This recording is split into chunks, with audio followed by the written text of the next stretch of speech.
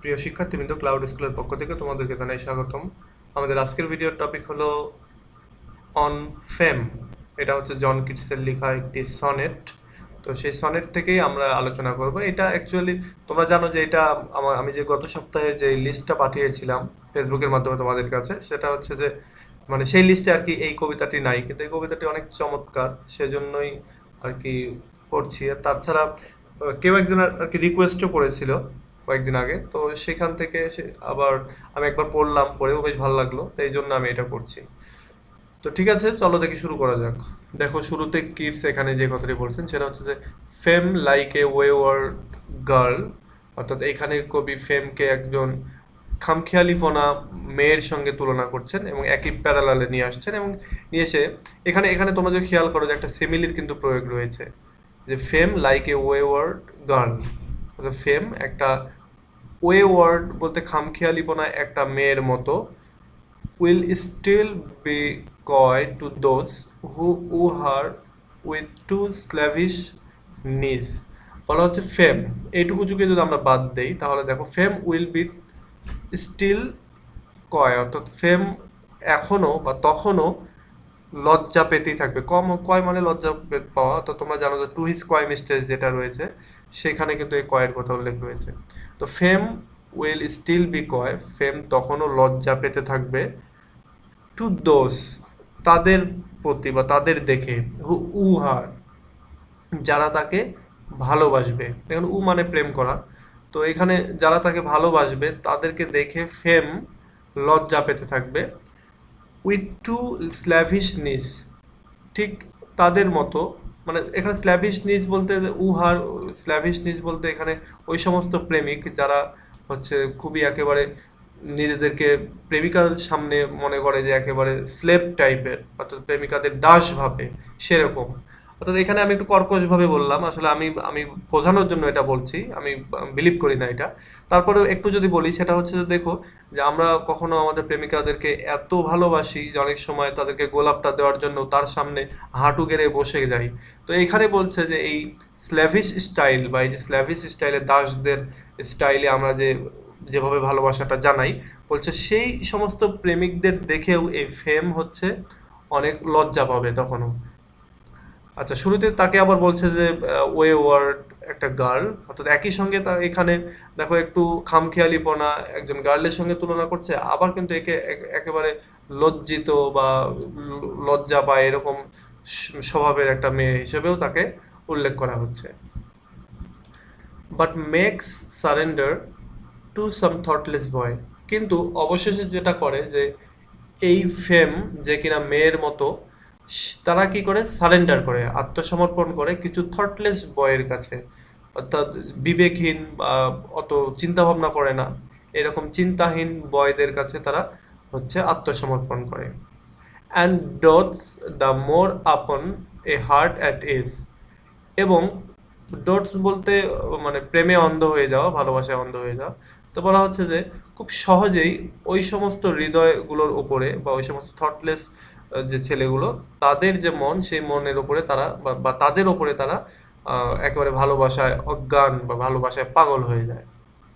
আচ্ছা, এই লাইনটা যদি আমি আরেকবার বলি, সেটা হচ্ছে মানে এইটুকু যদি আরেকবার বলি, যে তিনি শুরুতেই যেটা বলছেন ফেম, ফেমকে একটা মহিলার সঙ্গে তুলনা করছেন এবং তুলনা করে বলছেন যে এই ফেম হচ্ছে একজন খামখেয়ালিপনা মহিলা, যে কিনা লজ্জা পেতে থাকে বা পেতে থাকবে ওই সমস্ত লোকদের দেখে যারা স্ল্যাভিশ স্টাইলে হচ্ছে তাকে ভালোবাসা জানাতে আসবে, এবং তাদের প্রতি শেষ পর্যন্ত গিয়ে সে সারেন্ডার করে।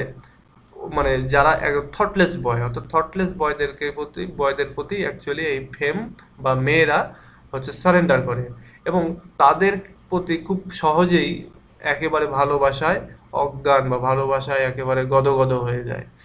আচ্ছা, এটা আপাতত দৃষ্টিতে একটু অ্যান্টি ফেমিনিজম বলে মনে হচ্ছে, বা একটু মনে হচ্ছে যেন মেয়েদের বিরুদ্ধে কথা বলছে। তো এটা আমি জাস্ট কবিতার প্রসঙ্গে বলছি, তো মেয়ে যারা তোমরা এইটা দেখছো, প্লিজ ডোন্ট মাইন্ড এটা। আমি যদিও এটা এভাবে বিলিভ করি না, তো এইখানে জাস্ট কবিতার প্রাসঙ্গিকতার কারণে এইভাবে বলছি। আচ্ছা, এরপরে যেটা বলছে যে শি ইজ আ জিপসি, অর্থাৎ যেহেতু এখানে ওয়ে ওয়ার্ল্ড গার্ল বলছে, ওয়ে ওয়ার্ল্ড গার্ল বলতে তোমরা জানো খেয়ালিপনা, কোনো কিছু মানে কেয়ার করে না, কেয়ারলেস গার্ল। তো এইখানে এসে she is gypsy, she is a gypsy. Gypsy বলতে অ্যাকচুয়ালি যে হচ্ছে যাযাবর টাইপের যে মানুষ, বা তাদেরকে আমরা যেটা বলি তাদেরকে, সাপোজ বেদে বা মরুভূমির বেদুইন, এদেরকে আর কি বলছি আমরা যে জিপসি। তো এখানে কবি এই ফেমকে বলছেন যে সে হচ্ছে একজন জিপসি, যাযাবর টাইপের লোক বা যাযাবর টাইপের জিনিস। Will not speak to those, তাদের সাথে সে কথা বলবে না। Who have not learn to be content without her, যারা শিখেনি তাকে ছাড়া সন্তুষ্ট থাকতে, তাদের সাথে সে কথা বলবে না। অর্থাৎ এই ফেম এমন একজন মহিলা বা যাকে বলা হচ্ছে যে জিপসি, এবং বলা হচ্ছে যে সে আসলে যারা তার প্রতি খুবই ডিভোটেড, তাকে পেতে চায়, তাকে ভালোবাসে খুবই, সে তাদের সাথে কথাই বলে না বা তাদের সাথে তাদের দেখে কেয়ারই করে না। A jilt whose ear was never whispered close, who thinks they scandal her, who talk about her. আচ্ছা, এরপরে যেটা বলছে এ জিল্ট, জিল্ট বলতে অ্যাকচুয়ালি হচ্ছে এমন মহিলা যারা আর কি তাদের প্রেমিককে সহসাই মানে ধোকা দেয়, এরকম মহিলাদেরকে বলা হচ্ছে জিল্ট। তো এখানে বলছে যে এই ফেম হচ্ছে একটা jilt, whose ear was never whispered close, যার কানে কখনোই ফিসফিস করে বলা হয়নি। হু থিংস, অর্থাৎ যে চিন্তা করে বা মনে করে দে স্ক্যান্ডাল হার, তারা তাকে কলঙ্ক দিবে। হু টক অ্যাবাউট হার, যারা তার সম্পর্কে কথা বলে। আচ্ছা, এই লাইনটা যদি আরেকটু ক্লিয়ার করি, যে এখানে ফেমকে তিনি জিল্ট হিসেবে তুলনা করছেন। জিল্ট হচ্ছে অ্যাকচুয়ালি ওই সমস্ত মহিলা যারা তার প্রেমিককে ধোকা দেয়। তো এখানে বলছেন যে এটা হচ্ছে সেই মহিলা যাদের কানে কখনো ফিসফিস করে কথা বলা যায় না, বা যাদের সাথে কখনো একটু আড়ালে বা একটু আস্তে আস্তে চুপ করে যে কথা বলবে এরকমটা বলা যায় না। এবং সে সবসময় মনে করে হয়তোবা তার সাথে যে কথা বলতে আসবে তা সে হয়তোবা তাকে কলঙ্ক দিবে বা তার নাম সম্পর্কে বদনাম করবে পরবর্তীতে, এইটা সে মনে করে। আচ্ছা, এরপরে যেটা বলছে a very gypsy is she, বলছে সে মানে এই জিপসির কথাই বলছে, অর্থাৎ এই জিপসি অর্থাৎ যে ফেম, সে ফেমকে জিপসি হিসেবে তুলনা করছে। এখানেও বলছে যে সে হচ্ছে একজন জিপসি বা একজন যাযাবর। নাইলাস বর্ন, আচ্ছা এই যে ফেম, এই ফেমকে খুব ভালো একটা জায়গায় বর্ণের কথা বলা হচ্ছে। আচ্ছা, নাইলাস হচ্ছে অ্যাকচুয়ালি গ্রিক মিথোলজি অনুযায়ী নীল নদ, যেটা তোমরা শুনেছো, সেই নীল নদের যে আহ, মানে কি বলে এটাকে, নদীর যে হচ্ছে দেব, তাদেরকে বলা হচ্ছে নাইলাস, বা নদীর যে দেবতা তাদেরকে বলা হয় নাইলাস। তো এই নাইলাস নামটি এসেছে নীল নদের সেই নীল থেকে। তো বলা হচ্ছে যে এই জিপসি এমন মানে এই জিপসিকে আবার বলা হচ্ছে যে নাইলাস বর্ণ, অর্থাৎ নাইলাসের ওই নদীর মানে ওই এলাকায় বা ওই অঞ্চলে জন্মগ্রহণ লাভ করেছে, বা খুবই প্রসিদ্ধ এলাকা যেহেতু নীলনদ। তো এই সেই অনুযায়ী বলছে যে এই জিপসিরা হচ্ছে Nilus born. Sister in law to jealous Potiphar, আচ্ছা সিস্টার ইন মানে ল বলতে এখানে শ্যালিকা বোঝানো হচ্ছে। টু জেলাস পথিফার, অর্থাৎ এখানে জেলাস পথিফার বলতে আহ, এইটার একটা কাহিনী আছে, সেটা হচ্ছে বিবলিক্যাল কাহিনী। তোমরা যারা মুসলিম তারা এটাকে তোমরা ওই আহ, ইউসুফ নবীর সঙ্গে যে কাহিনীটা, সেই কাহিনীটা এখানে বাইবেলে যে কাহিনী সেটার সঙ্গে একটু মিলাতে হবে। সেটা হচ্ছে এরকম যে বাইবেলে আছে জোসেফ, জোসেফ হচ্ছে ইউসুফের যে আরেকটা নাম, সেটা হচ্ছে জোসেফ।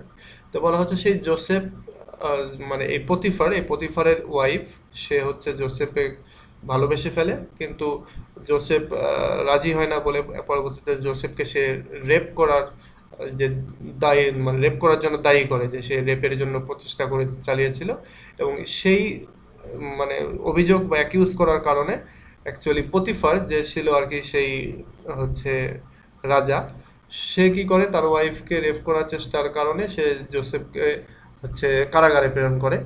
এবং এই ঠিক একই রকম একটা ঘটনা মানে যেটা ঘটে হচ্ছে সেই জোসেফের শ্যালিকা, সিস্টার ইন ল, সে মানে জোসেফের ওয়াইফের বোন, সে কি করে অন্য আরেকজনের সাথে তারও সম্পর্ক থাকে। এবং পরবর্তীতে যেটা হয় যে এই পতিফার সে সেই সম্পর্কটা আসলে মেনে নিতে চায় না, এবং এই সিস্টার ইন ল সে কি করে পতিফারের প্রতি একটু হিংসুটে বা হিংসা প্রকাশ করে, বা পতিফারকে মানে সে দেখতে পারে না, এরকম একটা অবস্থা। তো এখানে যেটা বলছে যে এই ফেমটা হচ্ছে একজন জিপসি যে কিনা খুব ভালো জায়গায় জন্মগ্রহণ করেছে, বিশেষ করে নীল নদ বা নীল নদ এলাকায়, এবং যে কিনা sister in law to jealous Potiphar. তো এইখানে এই ফেমটাকে ওই জেলাস পতিফার যে তার হচ্ছে সিস্টার ইন ল এর সঙ্গে তুলনা করা হচ্ছে। এরপরে বলছে ইয়ে লাভ সিক বার্ডস। আচ্ছা, তোমরা জানো সেটা হচ্ছে বার্ড মানে হচ্ছে কবি।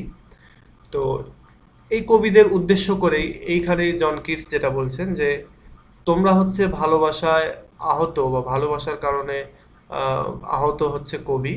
মানে সে একটু অবাক হয়ে বলছে এখানে যে তোমরা কি ভালোবাসায় আহ, মর্মাহত বা ভালোবাসার কারণে একেবারে সিক পাগল। রিপে হার স্কর্ন ফর স্কর্ন, বরং এইটা না হয়ে তোমরা রিপে করো, তাকে রিওয়ার্ড দাও। অর্থাৎ এই যে ফেমটাকে তোমরা স্কর্ন করো ফর স্কর্ন, অর্থাৎ সে যেহেতু অপমান করেছে বা সে যেহেতু আমাদেরকে কেয়ার করে না বা তোমাদেরকে কেয়ার করে না, সুতরাং তোমরাও তাদেরকে কেয়ার করো না। অর্থাৎ এই যে ফেম, সে ফেমটার কথা বলছি। স্কর্ন ফর স্কর্ন বলতে আমরা জানি যেমন tit for tat, blow for blow, এইরকম এই কাহিনীগুলোকে বলা হচ্ছে স্কর্ন। মানে যেমন একটার বদলে আরেকটা। এটা হচ্ছে বাইবেলের একটা সেন্টেন্স আছে, সেই সেন্টেন্সকে অ্যাকচুয়ালি হচ্ছে ইন্ডিকেট করতে পারে। সেটা হচ্ছে এরকম যে বাইবেলে একটা কথা আছে ম্যাথিউসের ভেতরে, যে I for I for an I এবং এ টুথ ফর টুথ। বলা হচ্ছে যে চোখের বদলে চোখ এবং দাঁতের বদলে দাঁত।